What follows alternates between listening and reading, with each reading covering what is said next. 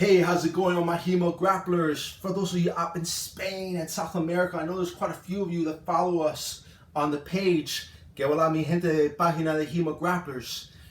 Now, I got an announcement to make, but first off, because I'm putting this video on different platforms, if you haven't already, join us in the Facebook group HEMA Grapplers. We got a bunch of free PDFs, instructional videos, pictures, articles, and it's just a really cool place with a bunch of interesting people that know a lot, and we're just diving into all these different topics.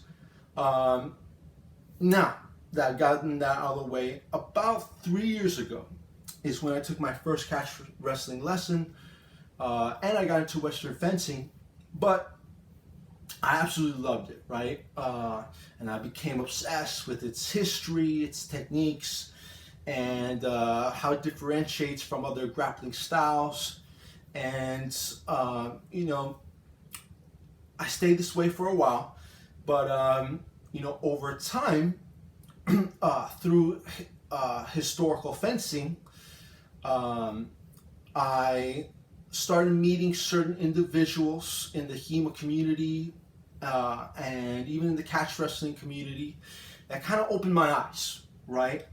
Because the truth is that a lot of these techniques, such as the different leg locks and even some of the neck cranks, have been around a long time, going back to Greek Pele, Roman wrestling, ringing, camp ringing, all these different things. And not just that, but we also see things like grappling with swords and daggers and ground fighting with daggers, which I find fascinating. And I created the group HEMA Grapplers to not just show the love for these different arts, which they don't get enough of, but to also connect teachers with students, okay? Now, I started thinking about it, and what I realized I should do is make a HEMA Grapplers webpage. And what it will be is basically the same thing as the Facebook group, but just a lot more well organized. And it'll be a really cool place for teachers and people putting on events to promote, and a place for students who are looking for instructors in these different arts to connect with those teachers in their area. And it'll be a lot more organized. We can post instructionals, we can post different articles, and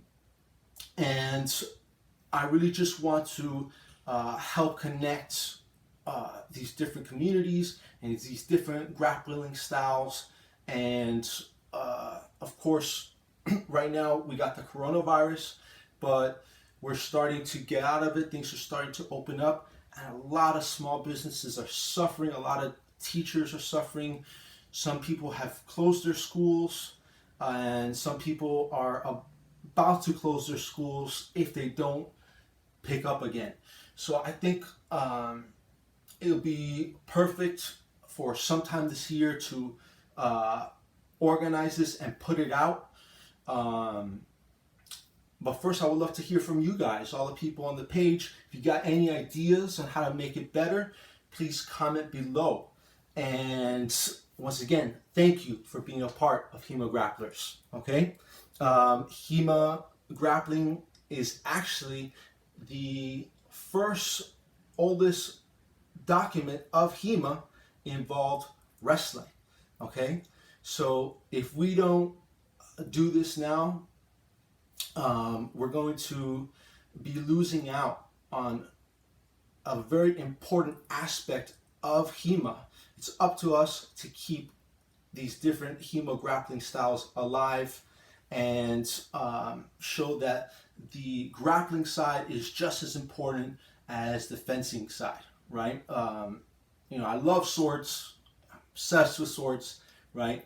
But grappling, if we're serious about historical European martial arts, right, then we should also take into account the grappling. You don't have to be an expert in it, but it doesn't hurt to take a couple seminars and become acquainted with grappling. And I guarantee you it will make your fencing better, and it will make your sparring sessions better. You won't be as afraid to get into that close range because you'll know what to do. All right? So thank you all for watching, and comment below what you think. Thank you.